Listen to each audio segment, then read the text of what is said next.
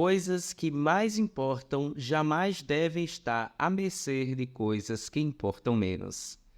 Olá, esse é o nosso capítulo 4 da leitura do livro A Única Coisa, nossa live Leitura e Café. Então, vem tomar café comigo? Vamos lá. Então, o capítulo de hoje, ele fala do quê? Tudo tem importância igual. Então, essa é uma das mentiras que são colocadas para nós, tá? Então, vamos lá. A igualdade é um ideal digno buscado em nome da justiça e dos direitos humanos, mas no mundo real, dos resultados, as coisas nunca são iguais. Não importa como os professores avaliem, não há dois alunos iguais. Não importa quão justos os árbitros tentem ser, as disputas não são igualitárias. Não importa quão talentosas as pessoas sejam, jamais existem duas iguais. Sim, o dólar equivale a exatamente a 100 centavos. E sim, as pessoas devem ser tratadas de forma igualitária. Mas, em termos de realizações, não é verdade que tudo tem a mesma importância. A igualdade é uma mentira. Entender isso é a base de todas as grandes decisões. Como tomar decisões, então? Quando você precisa fazer muitas coisas durante o dia, como decide o que fará primeiro? Quando somos crianças, a maioria de nós faz o que precisa fazer quando é a hora de cada coisa. Está na hora do café da manhã? Está na hora de ir para a escola. É a hora de fazer o dever de casa.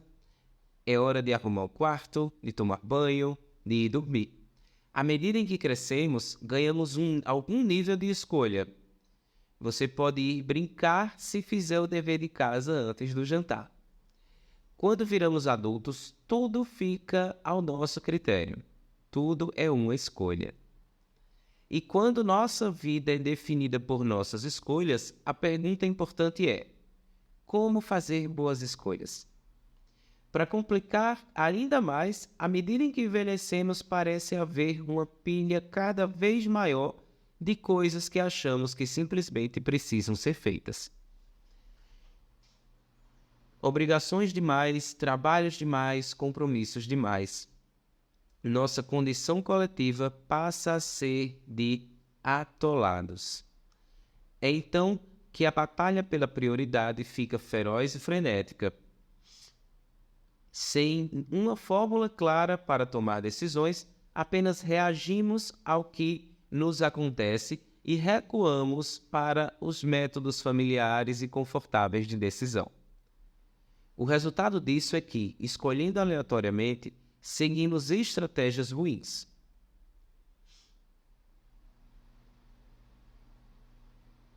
Indo de um lado para outro como um personagem desorientado de filme de terror clichê.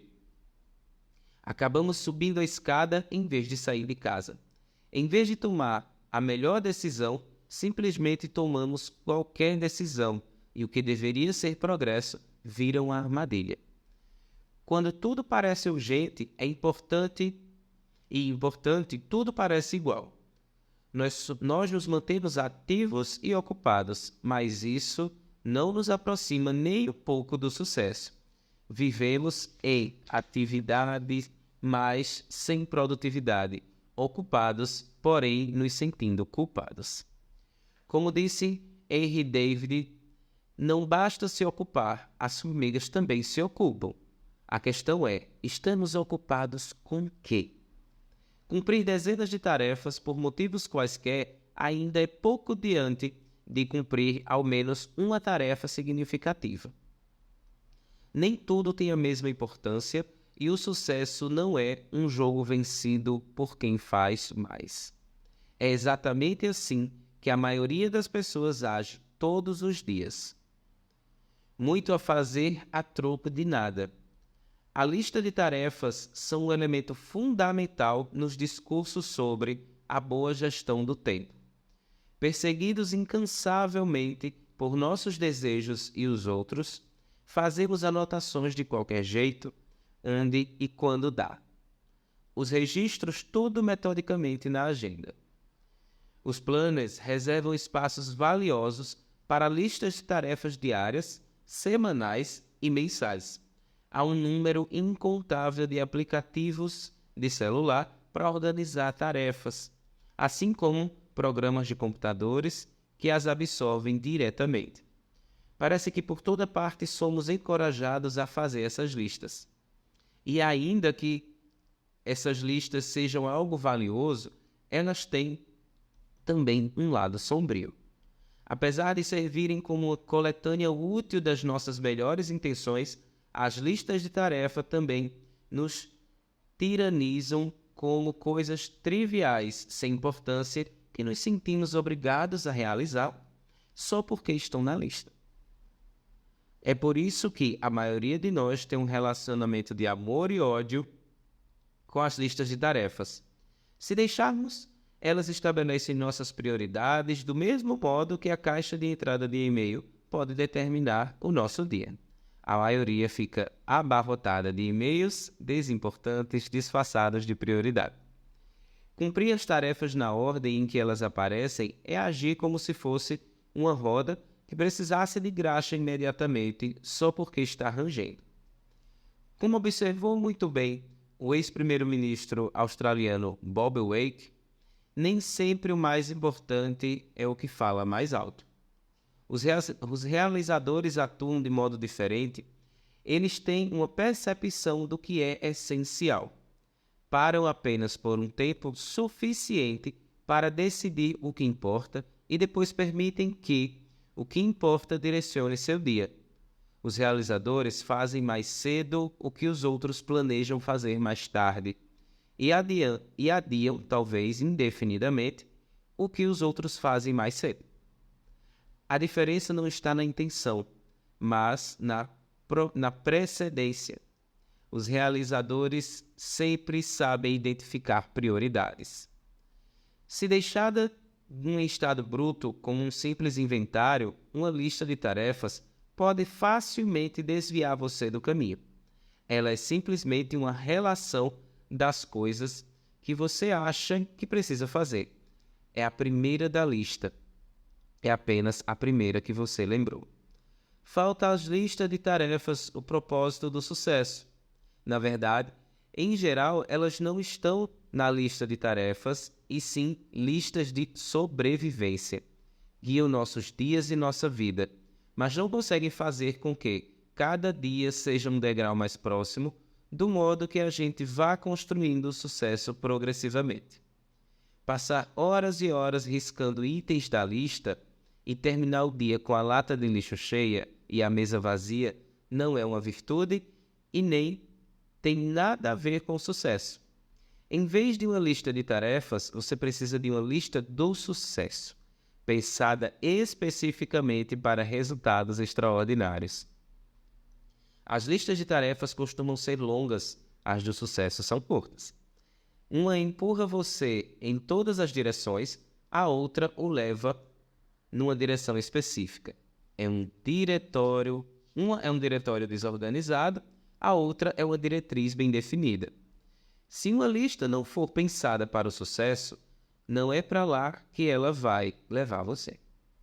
Se sua lista de tarefas contém tudo um pouco, provavelmente vai levá-lo para todo canto, menos para onde você realmente quer ir. Mas então, como transformar uma lista de tarefas numa lista do sucesso? Com tantas coisas que você poderia fazer, como decidir o que mais importa a cada momento do dia. Faça como Huram. E agora uma pausinha para eu tomar o meu café, né? Se você também está tomando, que legal.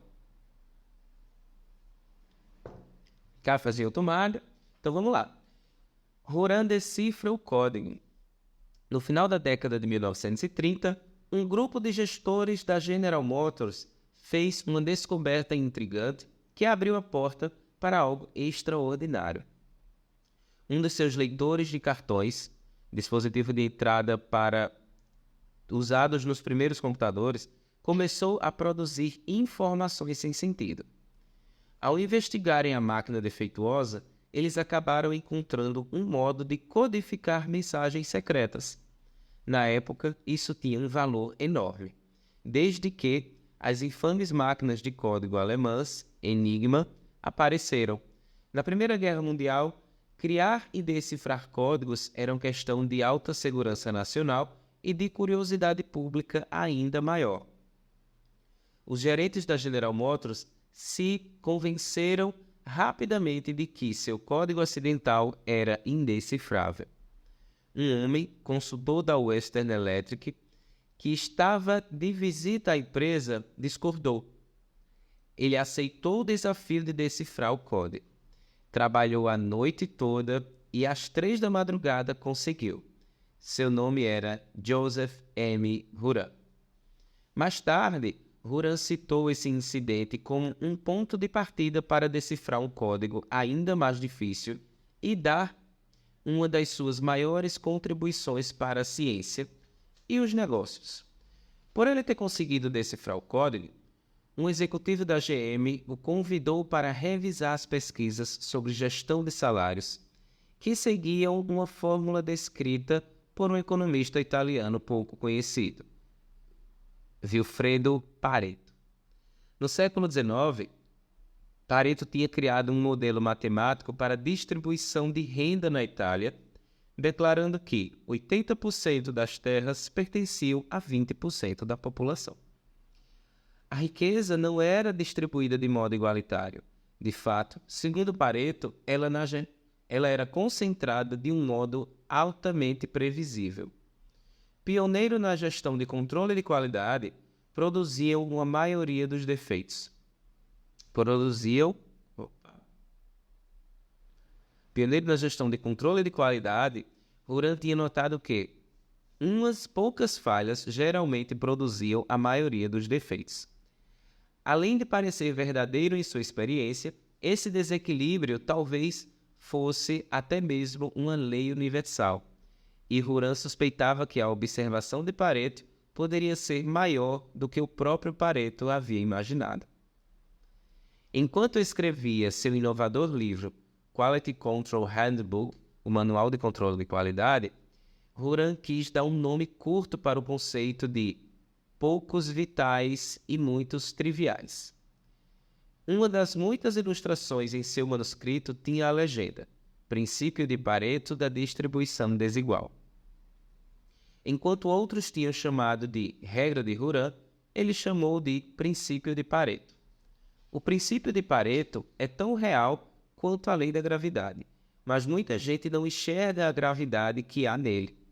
Não é apenas uma teoria, é a certeza comprovável e previsível da natureza e uma das maiores verdades já descobertas sobre produtividade.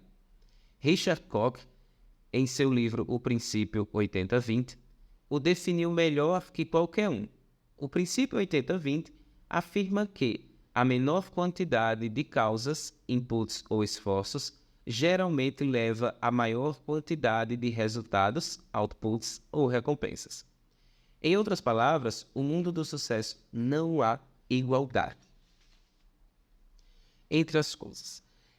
Uma pequena quantidade de fatores leva a maior parte dos resultados. O esforço seletivo traz quase todas as recompensas. Pareto aponta numa direção muito clara. A maior parte dos seus sucessos virá da menor parte do que você fizer. Resultados extraordinários dependem de muito menos ações do que você imagina. Não fique preso a esses números. A verdade de Pareto é sobre desigualdade e, embora seja expressa na relação 80-20, pode assumir várias proposições. Dependendo das circunstâncias, pode facilmente surgir como, digamos, 90-20, em que 90% do seu sucesso resulta de 20% do seu esforço. Ou 70-10, ou 65-5. Mas saiba que todas as relações refletem o mesmo princípio. A grande sacada de Juran foi perceber que nem tudo tem a mesma importância. Algumas coisas importam mais do que outras, muito mais. Uma lista de tarefas se transforma numa lista do sucesso quando se usa o princípio de Pareto. O princípio 80-20 tem sido uma das diretrizes mais importantes para o sucesso da minha carreira. Ela descreve um fenômeno que, assim como Hurram, observei vezes e mais vezes em minha vida. Algumas poucas ideias me trouxeram a maioria dos meus resultados. Alguns poucos clientes eram muito mais valiosos do que outros. Um pequeno número de pessoas criou a maior parte dos meus sucessos empresariais. E um punhado de investimentos colocou mais dinheiro no meu bolso. Para todo lado que eu olhava, o conceito de distribuição desigual me saltava aos olhos. Quanto mais ele aparecia, mais eu prestava atenção. E quanto mais eu prestava atenção, mais ele aparecia. Até que finalmente parei de achar que era coincidência e comecei a aplicá-lo como um princípio absoluto do sucesso, que ele de fato é. Não somente na minha vida pessoal, mas também no trabalho com qualquer pessoa, e os resultados foram extraordinários. E assim, mais um gole de café. Afinal, a leitura está um pouco mais longa hoje, mas a gente está aqui para isso. Então vamos continuar. Pareto ao extremo. Pareto prova que tudo o que estou dizendo tem o mesmo problema. Ele não vai muito longe. Quero que você avance mais ainda. Quero que leve o princípio de Pareto até o extremo. Quero que reduza o foco e identifique os 20%. Depois quero que reduza mais ainda e encontre os pouquíssimos que são vitais entre esses poucos. A regra do 80-20 é a primeira palavra sobre o sucesso, mas não é a última. Você precisa terminar o que Pareto começou. Para chegar onde você quer chegar, você vai ter que seguir o princípio 80-20, mas não precisa parar por aí. Continue. Você pode pegar 20% dos 20% dos 20% e continuar nisso até que chegue ao mais importante de tudo. Não importa qual seja a tarefa, a mistura, a missão ou o objetivo, grande ou pequeno. Comece com uma lista do tamanho que quiser, mas desenvolva a mentalidade a partir daí até as poucas que são mais importantes e não parar de chegar a uma única que é essencial, uma única que é imperativa, a única coisa. Em 2001, convoquei nossa principal equipe executiva para uma reunião. Embora estivéssemos crescendo rápido, ainda não éramos reconhecidos pelos atores mais importantes do nosso ramo. Então, desafiei um grupo a pensar em 100 maneiras de dar uma guinada. Levamos o dia inteiro elaborando a lista. No dia seguinte, reduzimos a lista para 10 ideias. E a partir daí, escolhemos apenas uma grande ideia. A escolhida foi que eu escreveria um livro sobre como se tornar um realizador de elite no nosso ramo de atividade. Deu certo.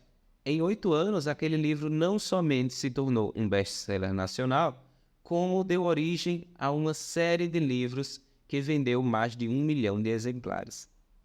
No ramo de negócios, cerca de 1 milhão de pessoas, uma única coisa mudou a imagem da nossa empresa para sempre. Agora pare e faça as contas. Uma ideia dentre 100. Isso é Pareto levado ao extremo. É pensar grande, mas reduzir o foco.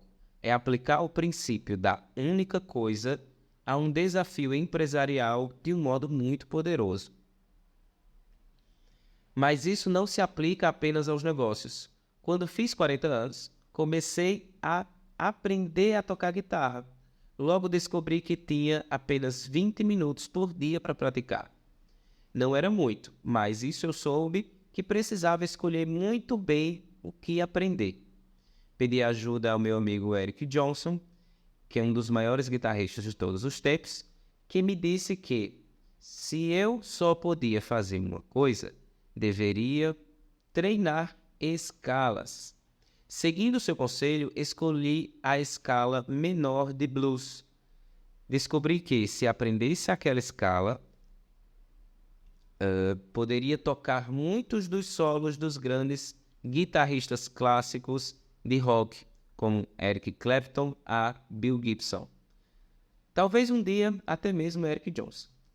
Essa escala se tornou minha única coisa de guitarra e foi o que abriu as portas do mundo do rock para mim. Você vai encontrar a desproporção entre esforço e resultado em todos os aspectos da vida, basta procurar. E se você aplicar esse princípio, ele vai abrir as portas do sucesso que você busca em qualquer coisa que importe para você. Sempre haverá apenas algumas poucas coisas que importam mais do que outras, e dessas, uma será a mais importante. Internalizar esse conceito é como ganhar uma bússola mágica.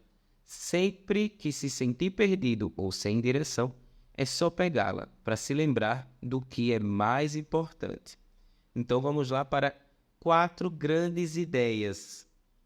Reduza o foco, ou seja, não se concentre em se manter ocupado, concentre-se em ser produtivo. Permita que as atividades mais importantes determinem o seu dia. 2. Vá ao extremo. Assim que descobrir o que realmente é importante, continue se perguntando o que é o mais importante, até que só reste uma coisa. Essa atividade essencial irá para o topo da sua lista do sucesso. Diga não, essa é a terceira. Quer você diga mais tarde ou nunca, o objetivo é dizer agora não. A todo o resto, até que mais importante seja feito. Então a gente precisa dizer não para outras coisas até que a gente consiga encontrar e finalizar aquilo que precisa ser feito, aquilo que será a nossa única coisa. E o quarto é, não fique preso no jogo de ticar. Se acreditarmos que as coisas têm a mesma importância entre si, devemos agir de acordo com isso. Não podemos ficar atrelados à ideia de que tudo precisa ser feito, que o sucesso resulta de riscar itens de uma lista de afazeres. Não podemos ficar presos no jogo em que jamais há um vencedor. A verdade é que as coisas têm importâncias diferentes e que se atinge o sucesso fazendo o que é mais importante. Às vezes, a primeira coisa que você faz. Às vezes, é a única. De qualquer modo, fazer o que é mais importante é sempre o mais importante a se fazer. Então, esse foi o nosso capítulo 4, mostrando que nós precisamos ter em mente que nós precisamos ter algo que seja o nosso mais importante. Então, o que hoje é mais importante? O que no meu dia de hoje é mais importante a ser feito? Então, hoje, o mais importante é isso aqui. Então, a gente coloca lá um item. Por exemplo, hoje, o mais importante é eu conseguir atender todos os meus 10 pacientes de hoje. Bom, as outras coisas a gente vai colocando quando finalizar todo esse, certo? Então, a gente vai pensar dessa forma para que a gente consiga ser. Não é mais produtivo, é mais bem produtivo. Então, a gente vai produzir melhor e com mais qualidade. Então, esse foi o nosso capítulo 4. Eu sou Gélio Carlos, sou terapeuta ocupacional e estou fazendo a live Leitura Café para que a gente possa fazer uma leitura semanal do conteúdo muito legal para um desenvolvimento pessoal e um desenvolvimento que é muito importante para a nossa vida pessoal, profissional e vai nos levar muito longe. Então, esse episódio aqui no podcast vai ficar, esse episódio está na live do Instagram também e a gente vai seguindo toda semana com uma live, toda semana com um capítulo, tá bom? Então, tchau, tchau e até o próximo capítulo.